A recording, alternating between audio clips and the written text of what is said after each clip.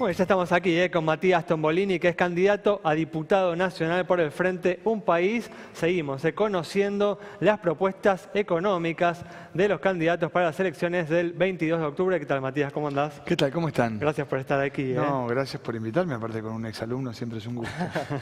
Bueno, contame, Matías, ¿cuáles son los principales cuestionamientos que le haces, ¿no?, al esquema económico que viene implementando o aplicando el actual gobierno?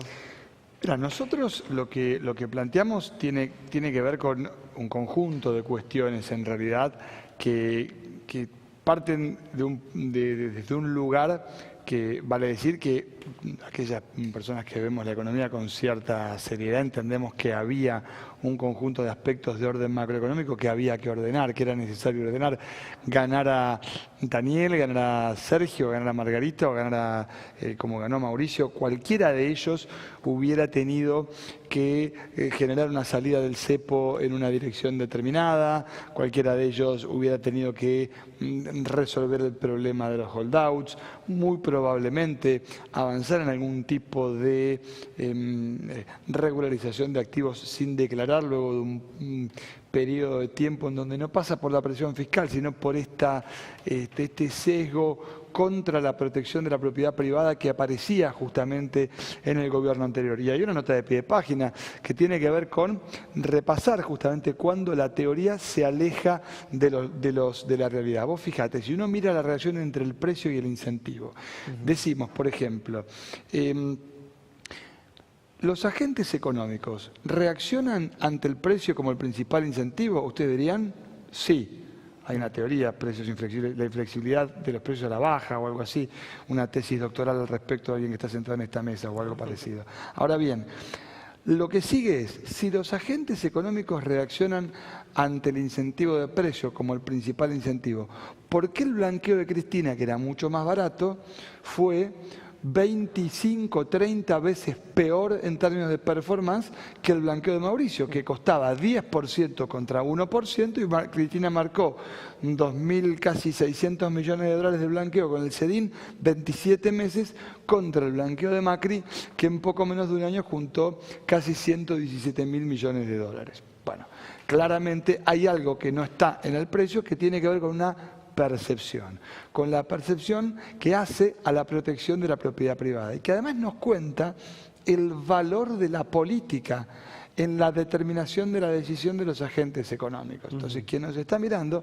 que sigue este programa seguramente hace muchos años como está, para tomar decisiones no solamente lo hace con el lápiz y el papel, sino que huele, mira, ve, clima de negocios. Esto que se llama clima de negocios, bueno, es lo que es cierto que se fue reconstruyendo y que yo creo que hay una lectura demasiado positiva respecto de lo que se viene, que quizás esté sesgado por esta idea de tratar de confirmar que lo que se votó fue correcto, cuando yo creo que no necesariamente fue así. Por eso está en el haber, ¿no?, este gobierno, lo que viene logrando, pero yo te preguntaba, bueno, ¿qué es lo que vos encontrás como aspectos negativos, ¿no?, de este proceso que se viene llevando adelante? Y es lo que sigue justamente, te decía, este clima de negocios que se genera en función de lo que yo creo que es, de alguna manera, la idea de convalidar un voto que existió. Ahora repasemos un poco los números. Construcción que crece fuerte,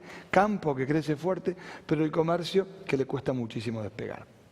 La industria que marca números que están cercanos al cero. Cuando uno mira el EMAE, ese numerito que te cuenta cómo se está moviendo la economía parecido al PBI en lo que va del año. ¿Y por qué? Bueno, porque lo cierto es que sobre el ingreso o sobre el consumo operan dos factores que son fáciles de identificar: el efecto renta y el efecto sustitución. Entonces, ¿qué es el efecto sustitución? El efecto renta, bueno, lo que le pasó al bolsillo del consumidor, no la clase media alta.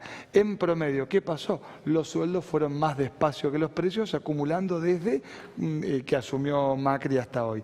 Pero además pasa otra cosa, y tiene que ver con cosas, por ejemplo, que ustedes seguramente nunca hablaron: expensas.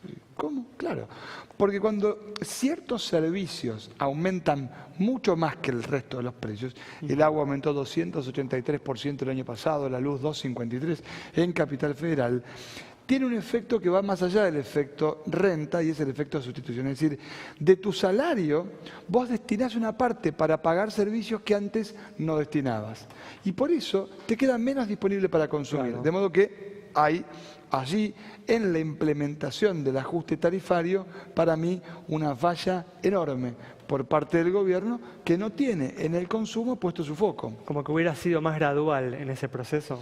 Yo creo que tendríamos que haber revisado el modo de ser más creativos. Ejemplo, el subsidio al transporte podría tener una merma mucho más importante de la que tiene si el ministro de Energía buscara una manera alternativa justamente de abaratar costos. Ejemplo, ¿por qué no usan biodiesel para el transporte urbano de pasajeros? Que no pague impuestos a la transferencia de combustibles. ¿Por qué esa negación justamente por parte del ministro de incorporar justamente un biodiesel que la Argentina está en condiciones de producir y que sin embargo no se produce? Bueno, esta es una cuestión que debería explicar el ministro de Energía, que no explica y que de este modo favorece justamente la hoja de balance de YEL y de YPF. De modo que hay maneras creativas para pensar, por ejemplo, cómo bajar los subsidios al transporte.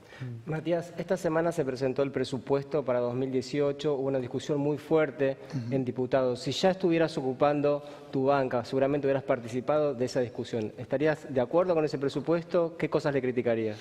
Mira, yo sin tener una mirada en profundidad del presupuesto, porque para ser absolutamente franco, he tenido una lectura superficial del mismo, toda vez que en el contexto de la campaña lo que vamos viendo es lo que hace a los supuestos macroeconómicos que desplegó justamente el gobierno sin haber tenido todavía la presencia ni de Dietrich ni de justamente Aranguren para saber qué va a pasar en materia del boleto de colectivo, del boleto de tren, de la tarifa de luz y por lo tanto de las expensas, de la tarifa de gas y de agua y por lo tanto también obviamente las expensas. Todos los impactos que tiene eso en la estructura de costos que hace la dinámica inflacionaria. De ahí viene lo otro.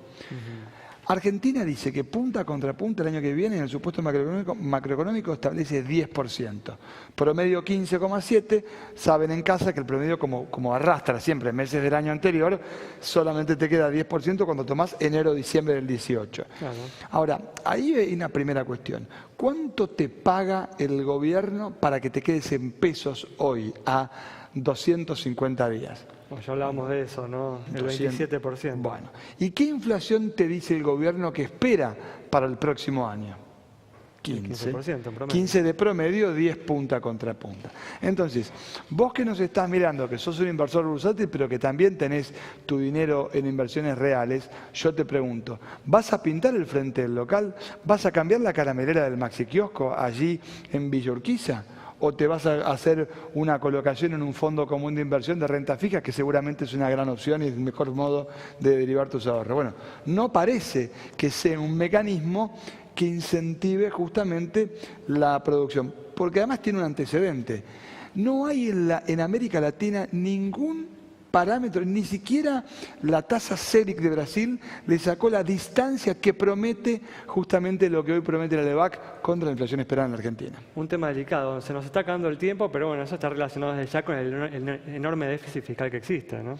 Por supuesto, y la pregunta es, ¿cómo operamos para achicar el déficit? Bajemos los subsidios, bueno, reemplacemos el diésel por biodiesel, extendamos los contratos de energía eléctrica para que el valor presente de la acción que supone justamente lo que a una compañía más le importa, pueda ser distribuido con un contrato que permita con un aumento menor de tarifas y por lo tanto con menores subsidios, una performance diferente que haga que el aumento de tarifas acompañe, por ejemplo, los sueldos, que es lo que propone Massa, que no necesariamente tiene que ser castigado. De fondo, ¿qué decimos nosotros para discutir el presupuesto, que es la ley de leyes?